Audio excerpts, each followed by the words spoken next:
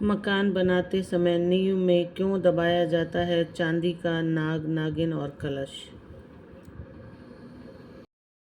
श्रीमद्भागवत महापुराण के 5वें स्कंद में लिखा है कि पृथ्वी के नीचे पाताल लोक है और इसके स्वामी शेषनाग हैं।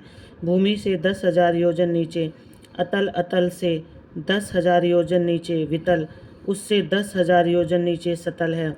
हिंदू धर्म में किसी भी घर, मकान या अन्य भवन का निर्माण कार्य शुरू करने से पहले नींव में चांदी से बना नाग और कलश दबाया जाता है।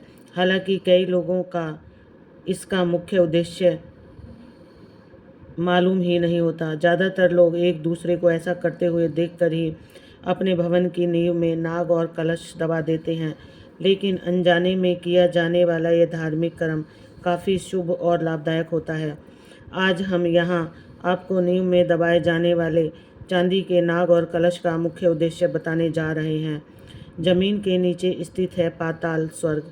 श्रीमद्भागवत महापुराण के 5वें स्कंद में लिखा है कि पृथ्वी के नीचे पाताल लोक है और इसके स्वामी शेषनाग हैं। भूमि से 10,000 नीचे अतल, अतल से 10,000 योजन नीचे वितल, इससे 10,000 योजन नीचे सतल है। इसी क्रम से सभी लोक स्थित हैं। अतल, वितल, सतल, तलातल, महातल, रसातल, पाताल, ये सातों लोक पाताल स्वर्ग कहलाते हैं।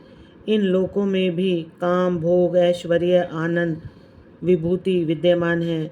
इन लोकों में दैत्य, दानव, नाग और अन्य आनंद पूर्वक भोग विलास के साथ रहते हैं। इन सब पातालों में अनेक पुरियां प्रकाशमान रहती हैं। इनमें देवलोक की शोभा से भी अधिक वाटिका और उपवन है। पाताल लोक में सूर्य आदि ग्रहों के न होने से दिन रात्रि का विभाग नहीं है। इस कारण यहाँ काल का भय नहीं रहता है। यहाँ बड़े बड़े नागों के सिर की मणियाँ अंधकार दूर करती हैं। पाताल में ही नागलोक के पति वासुकी आदि नाग रहते हैं।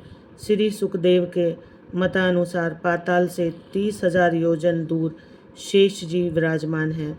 शेष जी के सिर पर पृथ्वी रखी है। जब ये शेष प्रलय काल में जगत के संहार की इच्छा करते हैं तो क्रोध से कुटिल भ्रकुटियों के मध्य 3 नेत्रों से युक्त 11 रुद्र त्रिशूल लिए प्रकट होते हैं। पौराणिक ग्रंथों में शेषनाग के फण पर पृथ्वी टिकी होने का उल्लेख मिलता है, अर्थात इन परम देव ने विश्व रूप अनंत नाम देव देव स्वरूप शेषनाग को उत्पन्न किया, जो पर्वतों सहित इस पूरी पृथ्वी को और भूत मात्र को धारण किए हुए हैं। उल्लेखनीय है कि 1000 फनों वाले शेषनाग समस्त नागों के राजा हैं। भगवान की शव्या बनकर सुख पहुँचाने वाले उनके अनन्य भक्त हैं और कई बार भगवान के साथ साथ अवतार लेकर उनकी लीलाओं में सम्मिलित भी रहते हैं।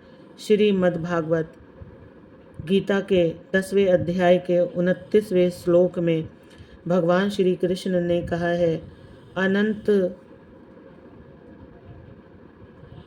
अनंत अश्वमी नागा नाम, अर्थात मैं नागों में शेष नाग हूँ।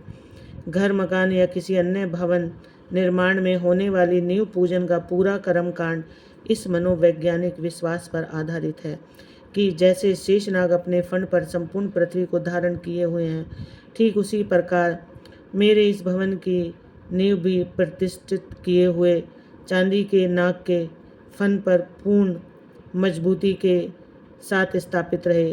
शेषनाग क्षीर सागर में रहते हैं, इसलिए पूजन के कलश में दूध, दही, घी डालकर मंत्रों से आह्वान कर शेष नाग को बुलाया जाता है ताकि वे साक्षात उपस्थित होकर भवन की रक्षा का भार वहन करें। नींव पूजन में भगवान विष्णु रूपी कलश में माता लक्ष्मी स्वरूप सिक्का